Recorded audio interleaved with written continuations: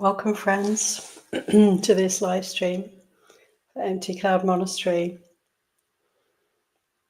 Warm welcome to you all. I'd like to begin as usual by paying homage to our teacher, the Buddha. Namo tassa bhagavato arahato sama sambuddhassa. Namo tassa bhagavato arahato sama sambuddhassa. Namo tassa bhagavato arahato sama sambuddhassa. Buddhang dhammang sanghang namassami.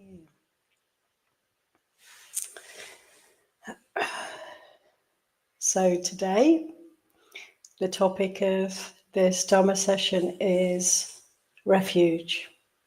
So we can investigate and explore this concept of refuge, of safety, place of safety. How do we consider in the Buddha's teachings our refuge? And of course, we have the triple gem, friends. We have traditionally and so much encouragement in the teachings of the Buddha to consider as our refuge the triple gem, the Buddha, the Dhamma, and the Sangha. And it's interesting to define these. We can define these in many ways. We can define them in terms of sort of historical Buddha, the Buddha's teachings, the Dhamma, and the Sangha of monastics, or the fourfold Sangha throughout the ages, as our great supports and refuges. The Buddha himself, who passed away 2,600 years ago, his teachings that live on till today are still thriving, are still very available for us, even more than ever nowadays.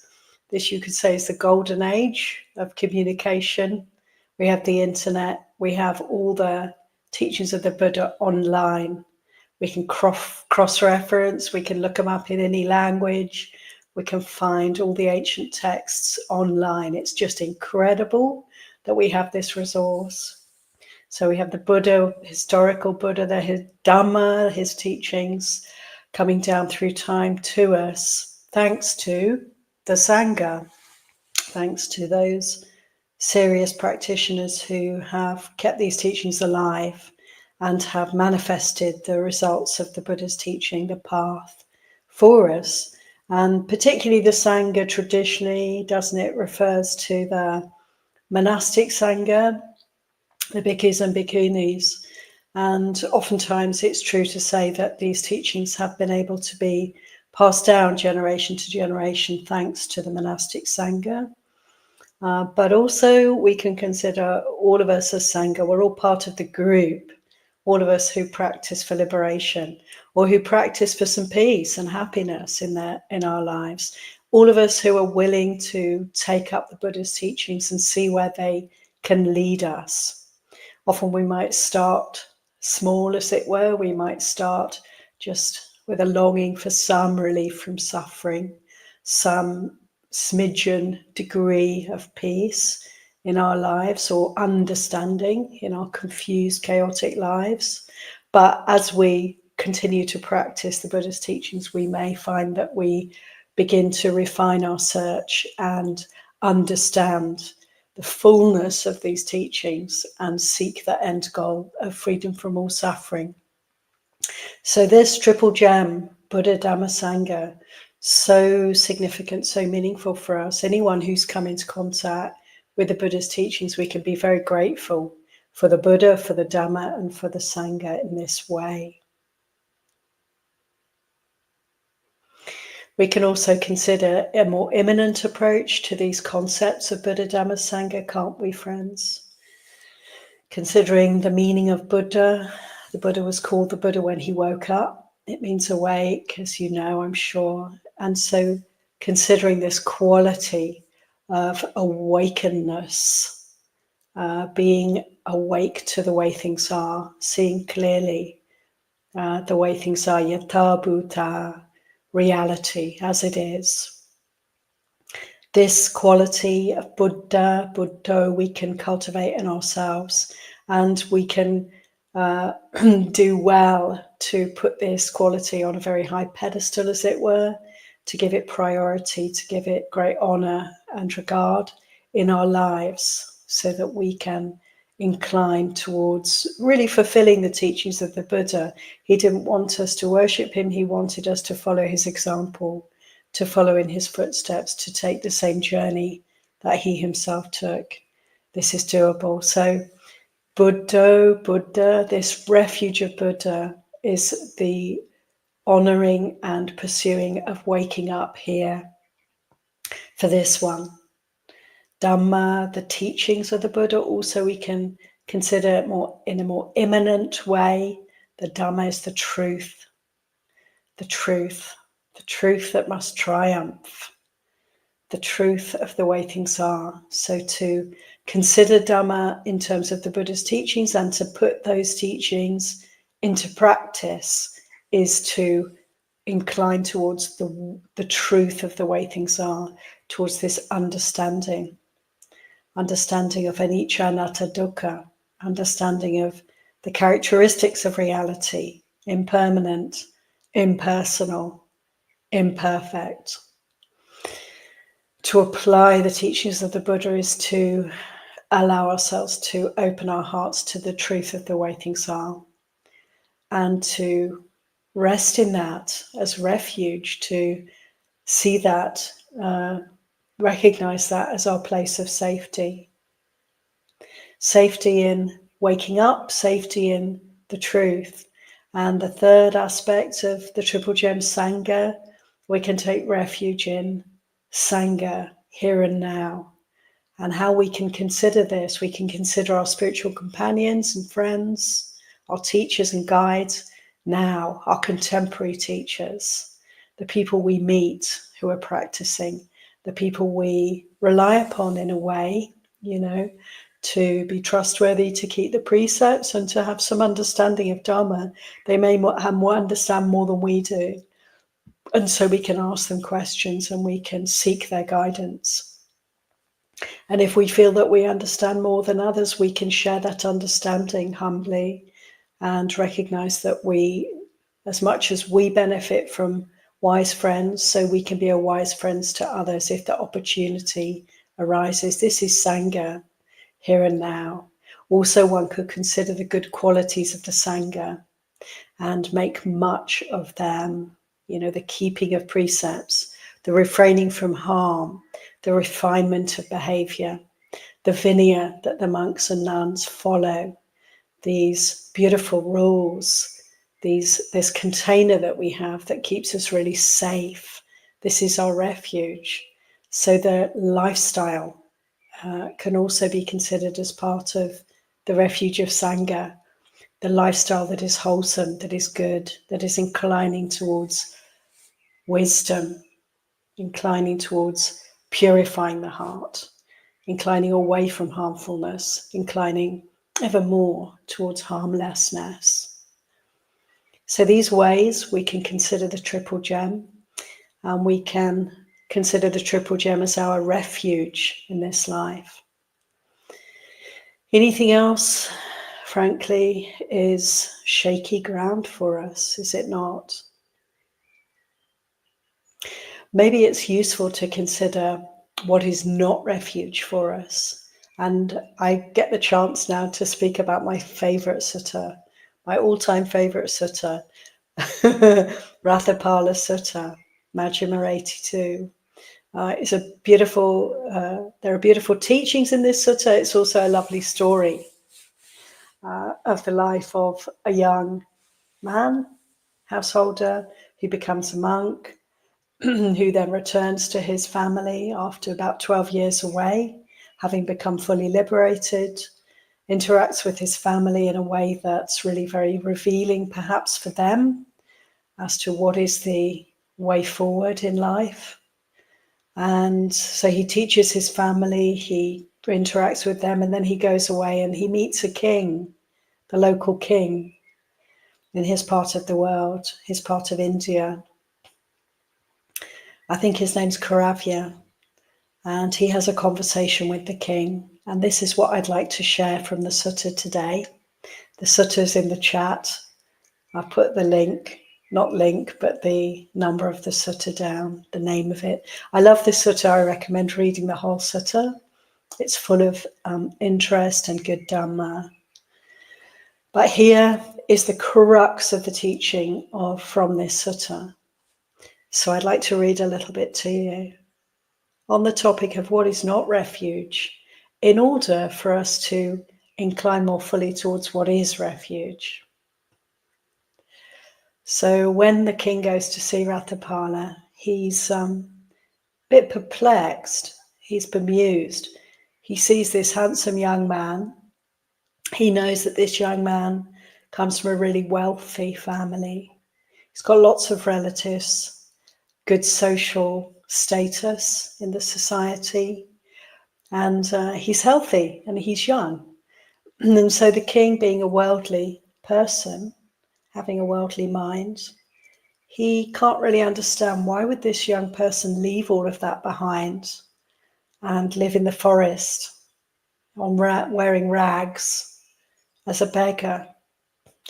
Rathapala was just coming into the town for alms. His family could only really meet him by offering alms and seeing him in that way. Otherwise, he was out in nature practicing. Even arahants practice meditation because it is a peaceful abiding, and that's what he was doing. And the king couldn't understand why would he live such a, to the king, miserable, ascetic existence.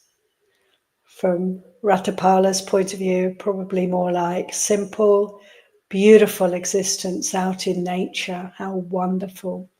But from the king's perspective, how miserable, devoid of any comforts and sense pleasures, worldly pleasures. So the king says to him, you know, people go forth like you have. People become wanderers, become mendicants like you have, really for 4 reasons, as far as I can tell. And you don't fulfill any of those, you don't fit into any of those categories of person.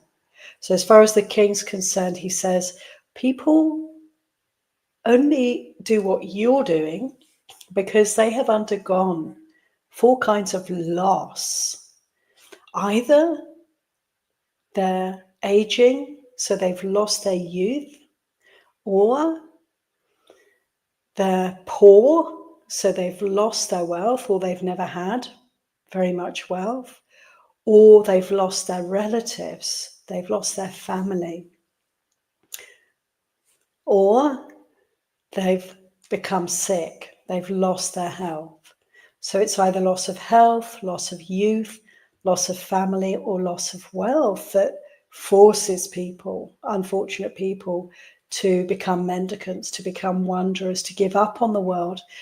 And the king said to Ratapala, well, you don't seem to have any of these issues. You have an extensive, wealthy family. You're young and fit. Why have you gone forth? And this is a wonderful opening for Ratapala to explain to the king that, of course, he didn't go forth for any of those reasons, because of any of those losses. He went forth in order to free his heart from suffering.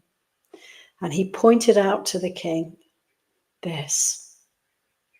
He said, "Great king, there are 4 summaries of the Dhamma that have been taught by the Blessed One, who knows and sees, accomplished and fully enlightened. Knowing and seeing and hearing these 4, I went forth from the home life to homelessness." What are these 4? So the 4 summaries of the Dhamma, friends. Life in any world is unstable. It is swept away. Life in any world has no shelter and no protector. Life in any world has nothing of its own. One has to leave everything and pass on.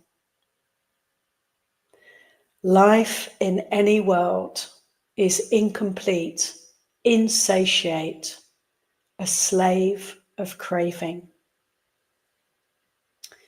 So these are the 4 summaries of the Dhamma, and they are so good to contemplate, each one of them for each of us ourselves. In this instance, Ratapala was encouraging the king then to consider these 4, and the king didn't appreciate immediately the meaning, the significance of these teachings, which is good because it gave him the opportunity to question, and Ratapala then gave him some examples to deepen his understanding of this teaching. So in the first case, life in any world is unstable. It is swept away. Ratapala explained to the king, consider when you were 20, 25 years old. Were you an expert rider of elephants, a horseman, a charioteer, an archer, a swordsman, strong in thighs and arms, sturdy and capable in battle? Which obviously are the kind of pastimes of the kings of those days. And the king replied, when I was 20 or 25, yes, I was an expert elephant rider, horse rider, etc., strong in thighs and arms, capable in battle. He said, sometimes I wonder if I had supernormal power then. I don't see anyone who could equal me in strength. And Ratapala said to him, well, what do you think? Are you now as strong in thigh and arm, as sturdy and capable of battle? And of course, the king replies, he's old. I'm old, I'm aged, I'm burdened with years, advanced in life, come to the last stage.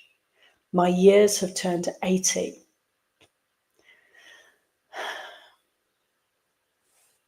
He says, sometimes I mean to put my foot here and I put my foot somewhere else, which is so sweet, I feel. He's getting to be a very doddery old person.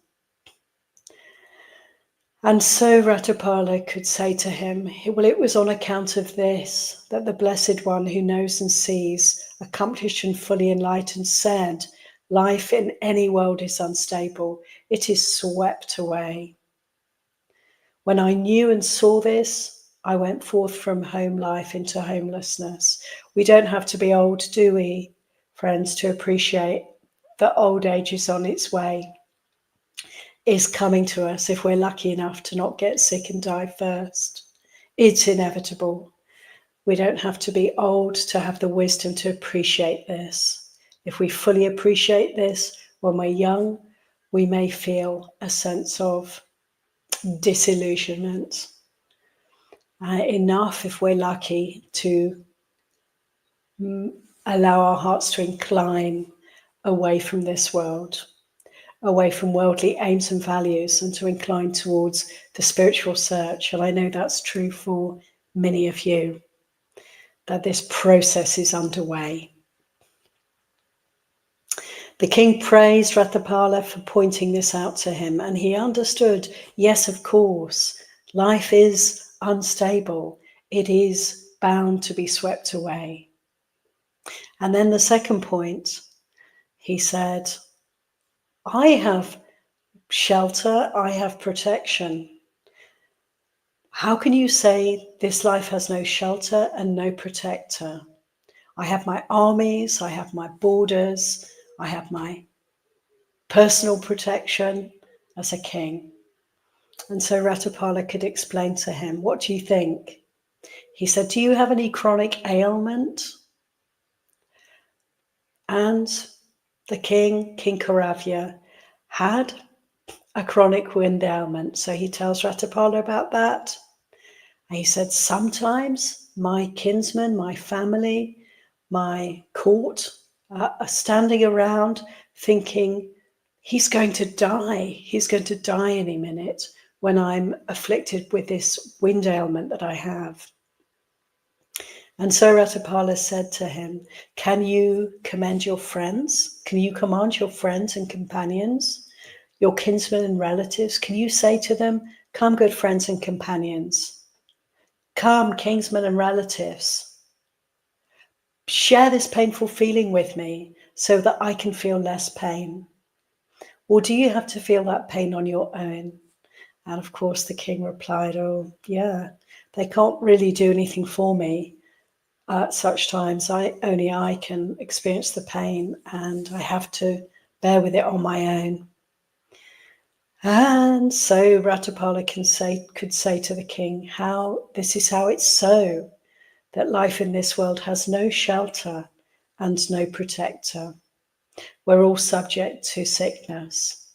We're all vulnerable to the ravages that can befall these bodies, that will befall these bodies at some point in time, sooner or later. No one can help us then. We might go to hospital, friends, we might have medical treatment, we might take drugs and so forth, of course, but in the end, we have to pass away. And so we can consider this teaching and its significance for us. No shelter here, no protector here, no refuge here. The king understood then the meaning of this teaching and was pleased with Ratapala's teachings, and then questioned him on the third of these phrases, these concepts, these summaries of the Dhamma. He said, well, in my court, there's abundant wealth stored away in vaults, stored away in lofts. You say life in this world has nothing of its own. One has to leave everything and pass on. I feel that I have a great deal of stuff and I have no intention of leaving it, giving it away, letting go of it. And so, of course, Ratapala could say to the king, what about death? You might be enjoying all these wonderful privileges that you have now. This wealth may be right there behind you for you to access at any point.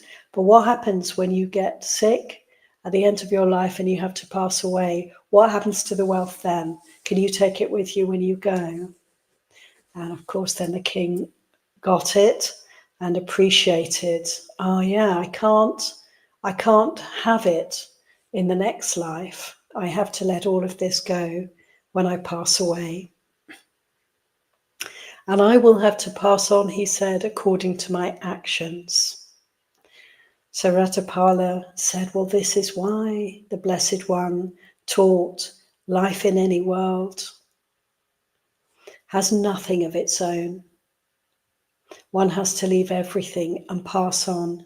And of course, if we, as Ratapala did, recognize the truth of this, when we're young, when we're wealthy, when we have the security of worldly possessions, the temporary safety of worldly comforts and conditions that are suitable for us to consider such things. If we consider this teaching, then we have the inclination, do we not, to not attach to the things of this world, because we recognize their flimsy, fleeting nature, to let go, to put aside, to give up our attachment to material things, to the security that wealth can provide, the pensions, the insurances, and so forth. How insubstantial these things actually are. Let's recognize where our true security lies, not in the things that are fleeting, which is absolutely everything in the world around us, including this body Absolutely everything's passing on. And so this beautiful teaching is something we can contemplate again and again. It's an Anicca Sanya teaching, as these all are, teaching us in different ways, through different concepts, about impermanence, to consider impermanence. And then finally, the final one of the 4 teachings, life in any world is incomplete, insatiate, the slave of craving. At this point, Ratapala asks the king, what do you think? Suppose somebody came to you from the east and they said to you, there's a fabulous big country over here. It's rich and populous, and there's loads of wonderful nature. There's lots of wealth. You could conquer it if you wish to do so. Then what would you do? And King Kauravya said, well, I would of course conquer it. And in the same way, Ratapala said, what if someone came to you from the west with the same story? There's a wonderful place over there. It's not part of your kingdom. Worth having. What would you want to do about it? Oh, I would go and conquer it. The same from the north and the same from the south. This is the mentality, is it not? And we can consider how it is that the more we have, the more we want. And don't just take it as a truth, but we can explore, examine, consider for ourselves how that may be true. The more we want, the more we have, the more we want. What a quite in a way horrendous reality that is for us. How true it is, though, to recognize that in the small scale, if we take up some habit that provides us with some pleasant feeling, then our inclination will be to make more of that habit, to incline towards ingraining that habit. And then at some point we may come to the sense that that habit's not quite enough. We need a little bit more in that direction. This is so true of our natures. This is so true of the nature of craving. And King Kauravya has a huge kingdom. He's a wealthy, renowned, powerful person. He wants for nothing. He could give a lot away, but he chooses not to. And yet he still wants more. And this is how it is. We can see this in the world around us, of course. How blinding it is when we have a certain amount, that inclination to feel that we're entitled to yet more. We won't settle for what we have. We want to take more. And I'm immediately thinking of countries, nations, where there's all the geopolitics, I understand, very complicated, and yet in some ways very simple. We can see that when nations have a certain amount, if there's a possibility of expanding and extending through conquering, through invading, through usurping, through stealing the land of others, then they will incline to do that. So we can see the truth of this teaching. And so King Kauravya could see the truth of this statement on Dharma. Life in any world is incomplete, insatiate, insatiable is craving, a slave to craving. We're all slaves to craving until we recognize our enslavement and work to give it up, to free ourselves through recognition of that energy of wanting and the willingness to not give into it, but to work with it, to let it go, as you all know.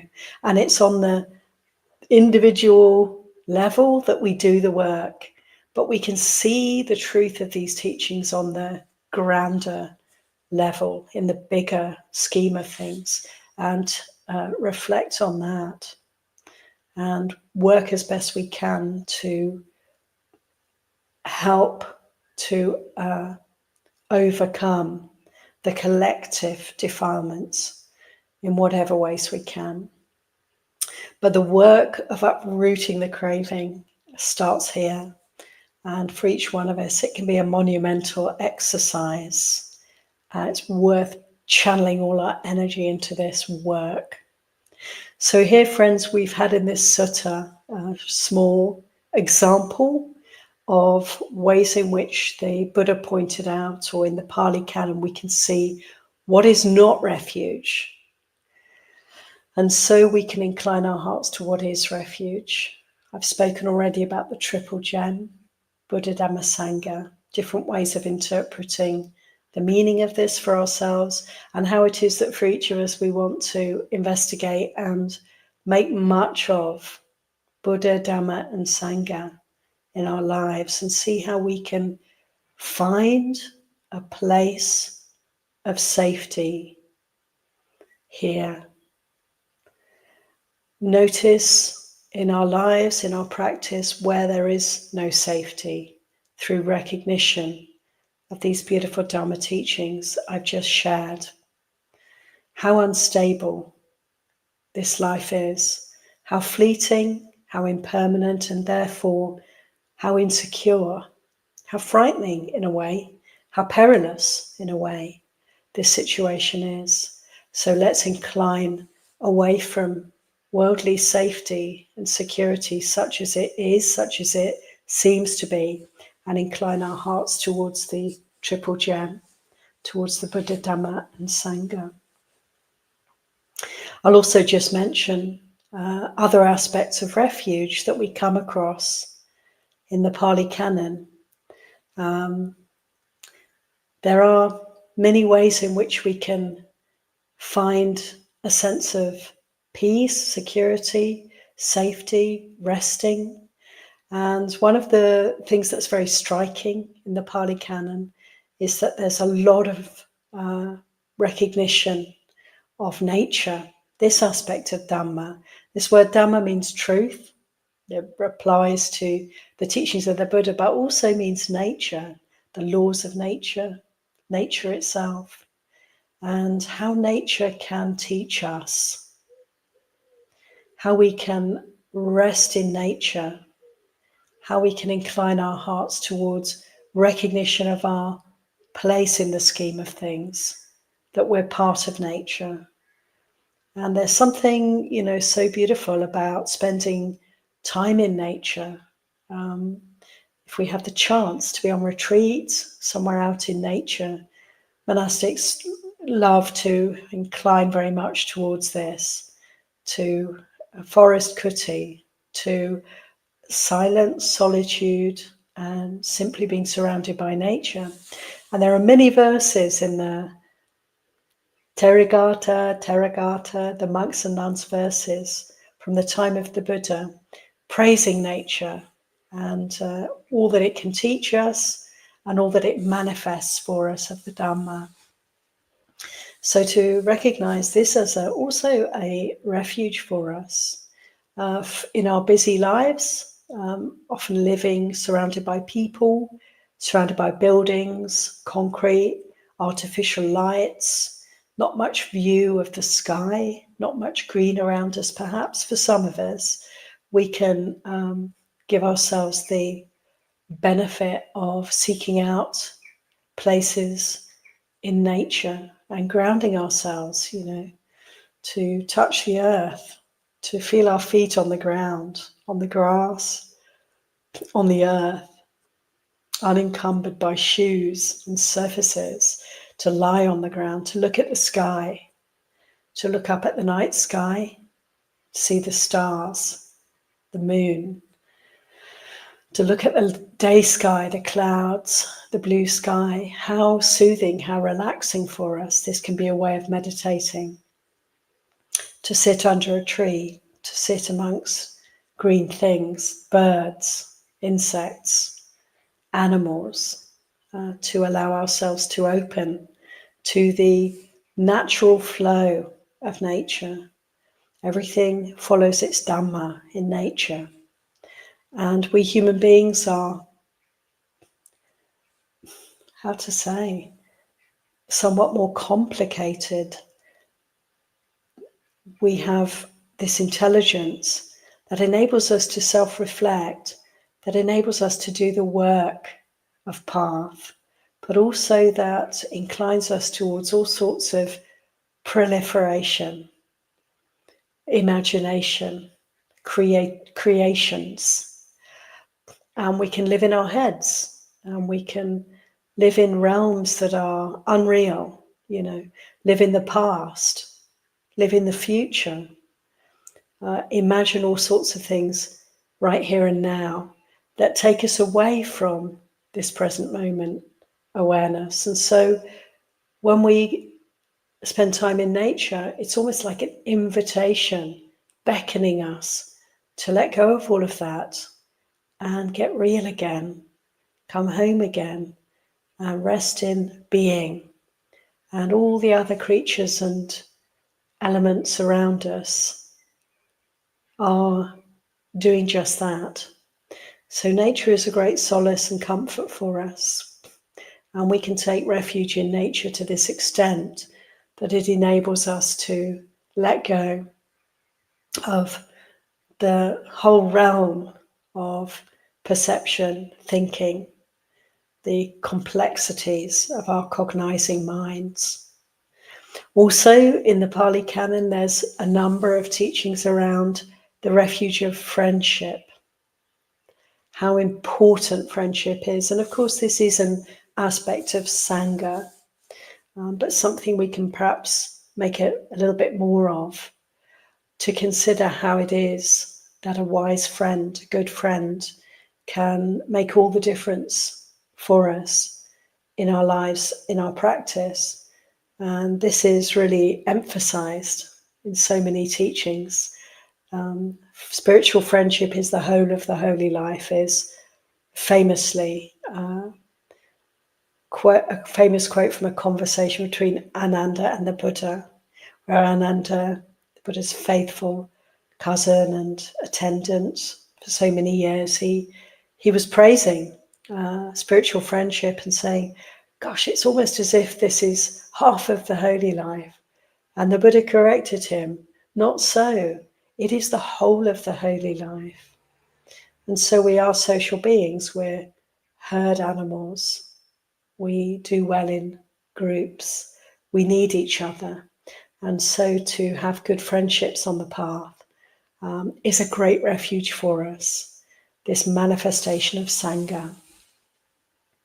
There's a beautiful story of Kisagotami, this poor woman who had the experience of losing her entire family in the space of perhaps 24 hours.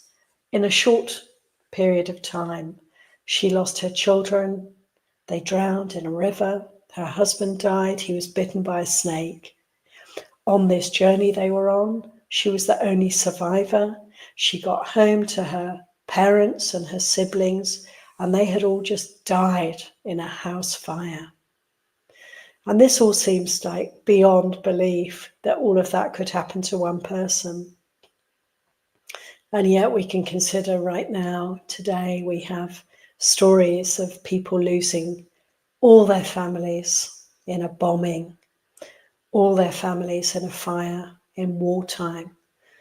And so these things do happen, of course, and so it happened to Kisagotami in this way, that she lost her entire family. How devastating. It's beyond imagination. How would that be for a person? How could a person survive that? All of that loss in one fell swoop.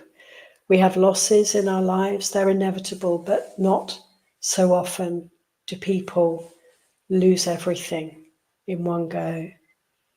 Anyone who in that situation is, it's hard to comprehend the suffering. This happened to Kisagotami, and she lost her mind. She was desperately unhappy and, how to say, beside herself with grief. And she was fortunate enough to meet the Buddha. And the Buddha taught her the Dhamma. And he gave her the opportunity to ordain. And she became an arahant in the course of time. And so from the most appalling ill fortune, the most tremendous suffering, she inclined her heart towards the highest happiness. And she broke through to Nibbana and freed her heart from suffering. She has some beautiful verses, friends, and I want to share them with you. This is in the context of friendship. The Buddha was her true friend, and he guided her out of the darkness to the light. And this is what she says in some of her verses. She says, pointing out how the world works, the sages have praised good friendship. Associating with good friends, even a fool becomes astute. Associate with true persons, for that is how wisdom grows. Should you associate with true persons, you would be freed from all suffering, and you would understand suffering, its origin and cessation, the Eightfold Path, and so the Four Noble Truths. So this is a high praise of friendship. Kissa Gotami was saved by the Buddha, by her friendship with the Buddha, by his extension of true friendship in teaching her the Dhamma. And in the same way, we can incline towards good friends, seek out those who are practicing, and make much of those relationships. And one can find that it's possible to rely upon, to lean upon, to find refuge, to find safety in such friendships. I'd also like to share with you, just before I finish, some examples of poems by the Arahant elders, our Sangha, original Sangha from the time of the Buddha, on nature, praising nature, encouraging this kind of inclination towards, perhaps we could say, more natural lives, inclination towards spending time in nature, opening our hearts to nature, opening our eyes, opening our ears, and learning from nature. Here's a couple of poems from Therigatha 113. They look like blue-black storm clouds, glistening, cooled with the waters of clear-flowing streams, and covered with ladybird beetles. These rocky crags delight me. The water is clear and the gorges are wide. Monkeys and deer are all around, festooned with dewy moss. These rocky crags delight me. And another verse, 246.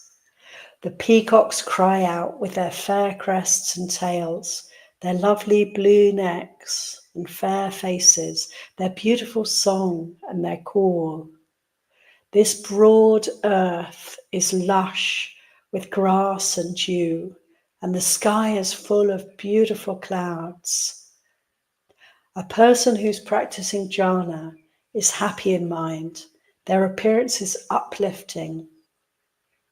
Going forth in the teaching of the Buddha is easy for a good person. You should realize that supreme, unchanging state, so very pure, subtle, and hard to see. A lot of verses start like this. The sky rains down like a beautiful song. So there are just loads of beautiful poems in the Therigatha, praising nature. And I think we can learn from this and consider and allow ourselves to imbibe and delight in the beauty of nature and let it nourish our practice Let it teach us Dharma. The verse I just read about jhana also gives me the thought to just finish by saying, of course, meditation is a refuge for us, friends, is it not? To practice meditation, to allow ourselves to stop, to breathe out, to come back to embodiment, feeling the body, aware of the breath, to come home to the nature here through our meditation practice is also a great refuge for us. It's a touching point. Good to meditate morning and evening so that we start and end our day in nature, in Dhamma. To really be present is to be part of nature. And so meditation too is a refuge for us. One could also say Sila, Samadhi, Panya, these path factors, virtue, goodness, keeping the precepts, avoiding harm, practicing meditation, samadhi, and Panya, wisdom, the wisdom that arises through taking the Buddha's teachings and putting them into practice. These two are refuges for us, Sila, Samadhi, and Panya. So we have the practice as our refuge also. So these are some considerations on the topic of refuge today. Thank you for your kind attention. And I'm going to have a look at the chat. Warm greetings to those of you who've jotted down a message in the chat. Hi from Ireland, Heike. Good to see you over there. Rainy Ireland.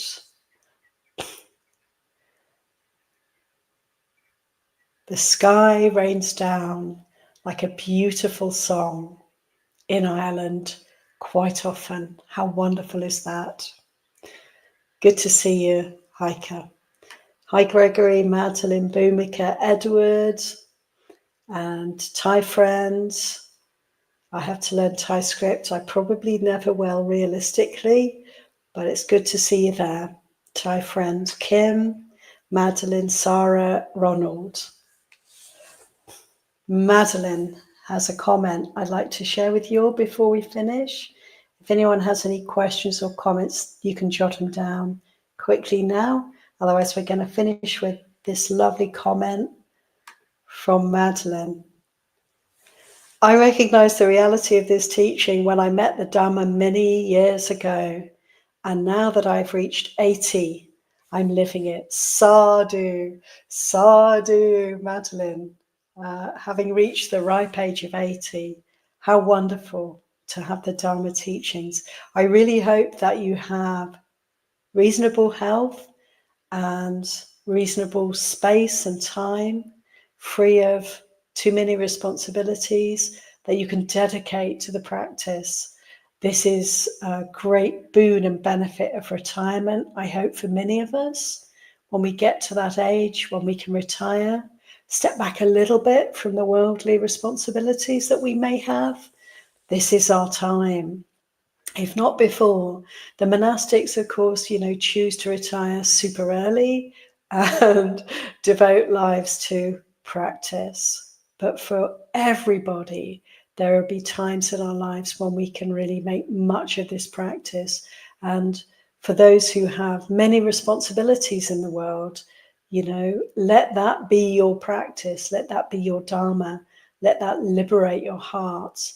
But when you have time to be more contemplative, on retreat, to be able to devote more time to meditation, how wonderful is this? We have the Dharma. Yes, Madeline, we have the Buddha's teachings. Let's use those teachings.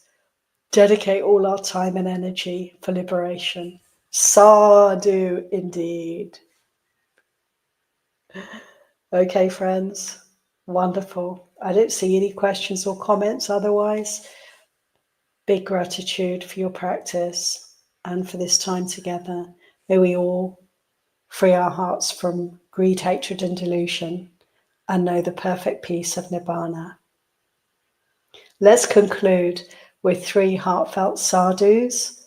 honoring our teacher, the Buddha. Sadhu, sadhu, sadhu, anumodami.